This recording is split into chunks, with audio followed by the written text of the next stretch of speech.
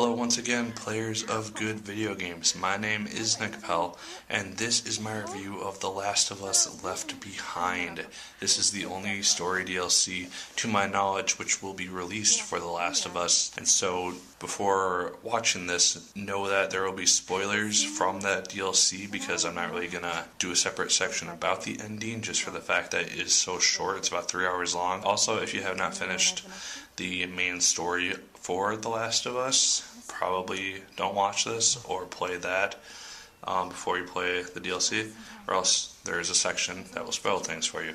Now, the game is very interesting, and it does something unexpected in that it takes the middle point between fall and winter in the story's main campaign, and we see Ellie essentially after the events of fall, where Joel gets injured and then she has to get him to safety. That's where the game starts out at. We are playing as an Ellie from the main story before winter, and she has to go around and find medical supplies for Joel and get them back to him. When she's going to find all his material, she is attacked by clickers and runners and all these infected, along with some humans in the second half of the game, which she has to take out in her own clever way. Towards the end, when there's like large groups of human enemies and large groups of infected, you can essentially get them to attack each other, and it is so much fun doing that because it narrows down your odds of losing to almost none, unless you're stupid like I was a few times. The other part of the game takes place in the past, right,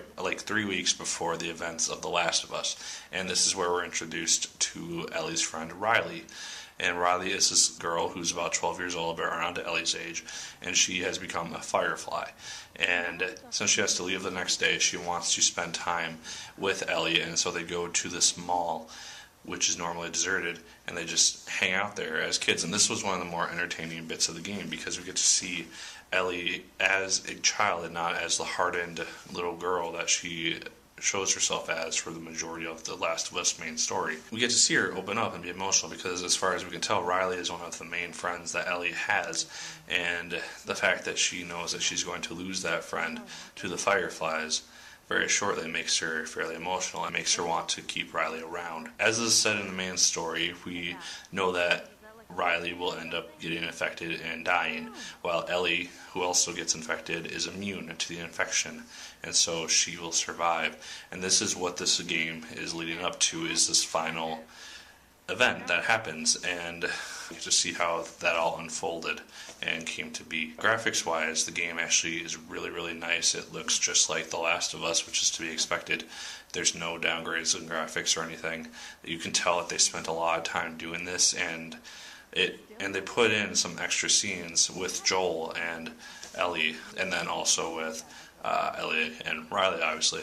And it's just really, really impressive. Regardless of the fact that it's been 6 months since the original game came out, the game is very, very impressive.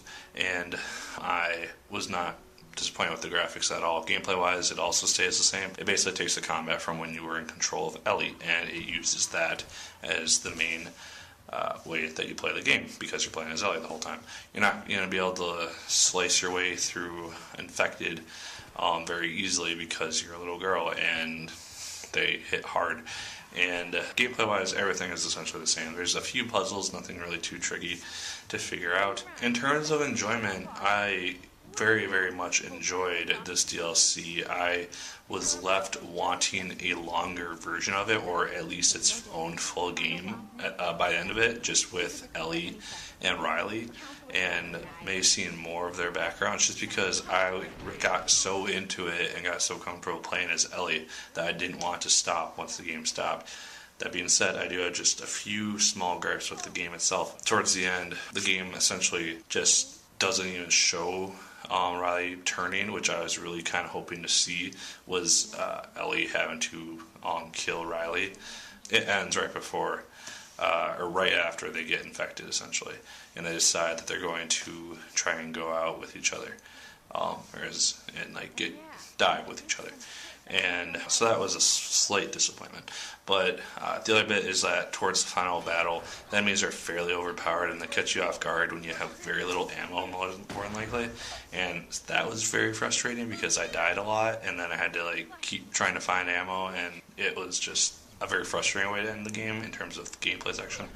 But those were just two very small gripes. No, the majority of the game is fairly simple to get through, and it's a lot of fun. Do I recommend this? Hell yes. I definitely recommend this because it is easily one of the best DLCs that I have played in a very long time, and that's coming off of playing Burial at Sea just a few months ago. I hope that they make more Last of Us DLC at some point. For the story, I don't know what they would do, but I think it would be very, very interesting, especially if they're going to do a sequel, doing some DLC to connect the two games, if they're going to continue to focus on Joel and Ellie. So yeah, that's my review. Leave in the comments your thoughts on The Last of Us Left Behind, or The Last of Us game in general, and I would love to hear them. Like, favorite, comment, and subscribe if you so choose. I'd appreciate it immensely. And once again, my good people, my name is Nick Pell, and as always, keep on gaming.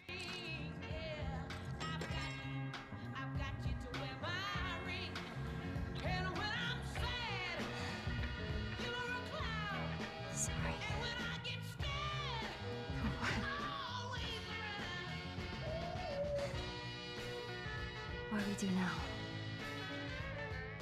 We'll figure it out. But I don't think Marlene's gonna go. Wait.